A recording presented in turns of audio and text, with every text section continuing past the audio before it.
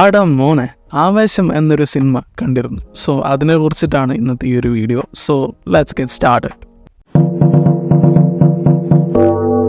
ആവേശത്തിനൂടെ ഇറങ്ങുന്നതിന് മുന്നൊരു ഇൻട്രസ്റ്റ് വരാനുള്ള പ്രധാന കാരണങ്ങളിൽ ഒന്ന് എന്ന് പറഞ്ഞിട്ടുണ്ടെങ്കിൽ ഇതിൻ്റെ ടീസർ ഭയങ്കര രസമുണ്ടായിരുന്നു. അത് കാണാൻ തന്നെ നല്ല ത്രില്ലും കാര്യങ്ങളൊക്കെ എനിക്ക് തോന്നിയിരുന്നു. രണ്ടാമത്തെ കാര്യം ഇതിൻ്റെ ജോണർ കാരണമാണെന്ന് പറയേണ്ടി വരും. കാരണം ലാസ്റ്റ് ടൈമായിട്ട് ഇവിടെ എപ്പോഴാണ് ഒരു ആക്ഷൻ കോമഡി സിനിമ വന്നേ എന്ന് ചോദിച്ചാൽ എനിക്ക് പറയാൻ അറിയില്ല. അത് ഏതാണെന്ന് ചോദിച്ചാലും എനിക്ക് ഓർമ്മയില്ല. സോ ഇതായിരുന്നു ആവേശത്തിനോട് പ്രധാനമായിട്ടൊരു ആൻറ്റിസിപ്പേഷൻ വരാനുള്ളൊരു കാരണം. പ്രതീക്ഷിക്കാത്ത മൊമെൻറ്റിൽ ഹൈ രീതിയിൽ നിൽക്കുന്ന എന്തെങ്കിലും പ്ലേസ് ചെയ്യുന്നത് ഈ സിനിമയുടെ one of the main highlight ആയിരുന്നു. എസ്പെഷ്യലി ഇൻ്റർവൽ പോർഷനൊക്കെ വരുന്ന സമയത്ത് അവിടെ വന്ന് അങ്ങനത്തെ ഒരു പ്ലേസിങ് ഞാൻ ഒന്നും പ്രതീക്ഷിച്ചതല്ല. സോ ഇങ്ങനത്തെ ചില കാര്യങ്ങൾ പ്ലേസ് ചെയ്ത് വെക്കുമ്പോഴേക്കും തന്നെ ക്രൗഡിൻ്റെ കൂടെ സിനിമ കാണുമ്പോൾ എനിക്ക് ഇത്തരം സംഭവങ്ങളൊക്കെ വർക്കായിട്ടുണ്ട്. കോമഡി പാർട്ടുകളിൽ ഞാൻ സാറ്റിസ്ഫൈഡ് ആയിരുന്നു. കാരണം ഒരു ഹ്യൂമർ പറഞ്ഞു വെക്കുമ്പോൾ ആ സ്പോട്ടിൽ തന്നെ അത് വർക്കാവുന്നുണ്ട്. എൻ്റർടൈൻമെൻറ്റ് കൺവേ ചെയ്യാൻ ശ്രമിക്കുമ്പോൾ അത് കണക്റ്റ് ആവുന്നുണ്ട് എന്നുള്ളത് കൊണ്ട് കോമഡിയുടെ കേസിൽ ഈ സിനിമയ്ക്ക് പ്രത്യേകിച്ച് ഫ്ലോസ് ഇല്ല. പിന്നെ അതിൽ പ്രധാനമായിട്ടും പറയേണ്ടത് ഈ അംബാൻ എന്ന് പറയുന്ന ഒരു ക്യാരക്ടറാണ്. ആ ഒരു ക്യാരക്ടറിൻ്റെ ഇൻവോൾവ്മെൻറ്റും കാര്യങ്ങളൊക്കെ വരുമ്പോൾ തന്നെ കോമഡിയുടെ ഒരു പ്രധാനപ്പെട്ട മറ്റൊരു ഹൈലൈറ്റും കൂടിയായിട്ട് ആ ഒരു ക്യാരക്ടറൊക്കെ വരുന്നുണ്ട്.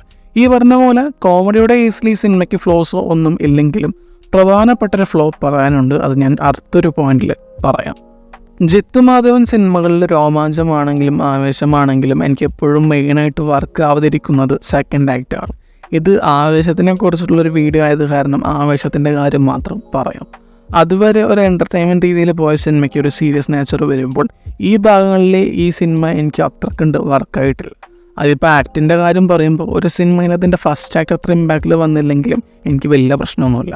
പക്ഷേ സെക്കൻഡും തേർഡിൽ പണി കിട്ടിയാൽ എനിക്ക് ആ ഫ്ലോ നഷ്ടപ്പെടും. ആവേശത്തിൻ്റെ കാര്യത്തിൽ സെക്കൻഡ് ആക്റ്റാണ് അങ്ങനെ തോന്നിയത്.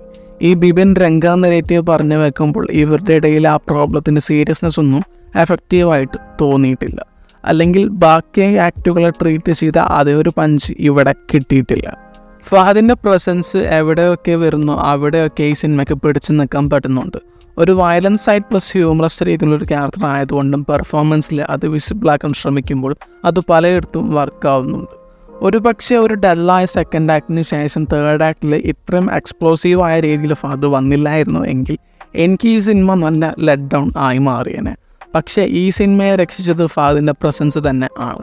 അതുകൊണ്ട് ഒരു ആവറേജ് മെറ്റീരിയൽ ആയിട്ടെങ്കിലും ഈ സിനിമ എനിക്ക് വർക്കായിട്ടുണ്ട്.